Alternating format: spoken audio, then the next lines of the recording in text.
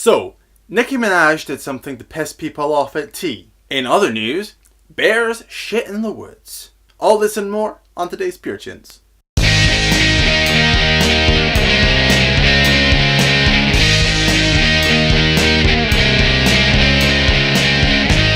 So this weekend we were given the unfortunate news that ATP Concerts Limited, the promoters behind the All Tomorrow's Parties festival, have been forced to go into liquidation. However, the organisers announced on Twitter that all of their events that they've got scheduled will go ahead as planned and that further details will be announced as soon as they're available. ATP is sadly another one in a big long line of festivals who are suffering because of the current economic climate.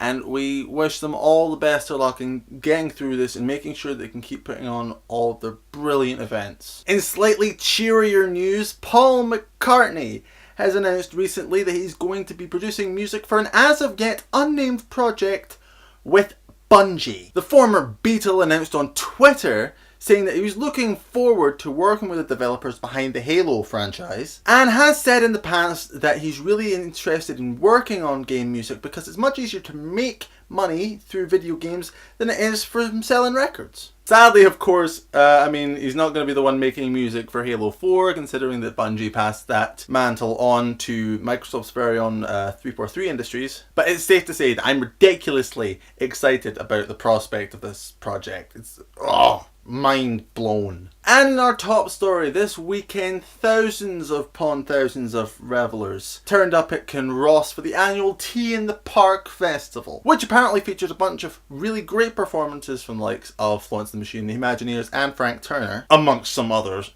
apparently. But no one was particularly impressed with the antics of one Nicki Minaj, who turned up an hour late for her due set time on the Radio 1 stage, and then played a lackluster 20-minute set before buggering off. We also heard allegations this morning that she may or may not have spit on a fan during her exit, but at the moment this is hearsay. We don't have any evidence to suggest that this is in fact what happened. Seriously though, the music industry is filled with divas like Minaj. It has been since time immemorial.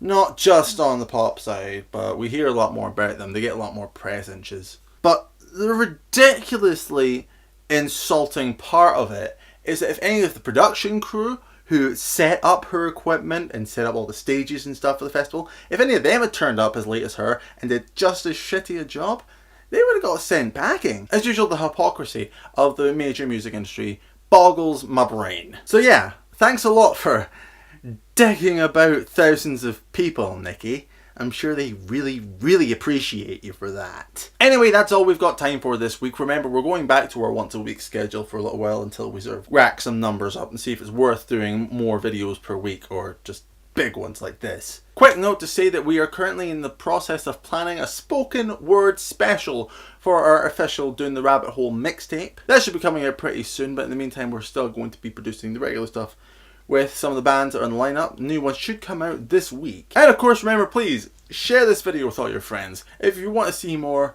hit that subscribe button. And remember, if you want to chime in on any stories we talked about today, let's keep the discussion going in the comments and video responses below. Anyway, that's all for this week. I've been Jimmy Richards, this has been Pure Tunes, and I will see you again on Monday. Have a week.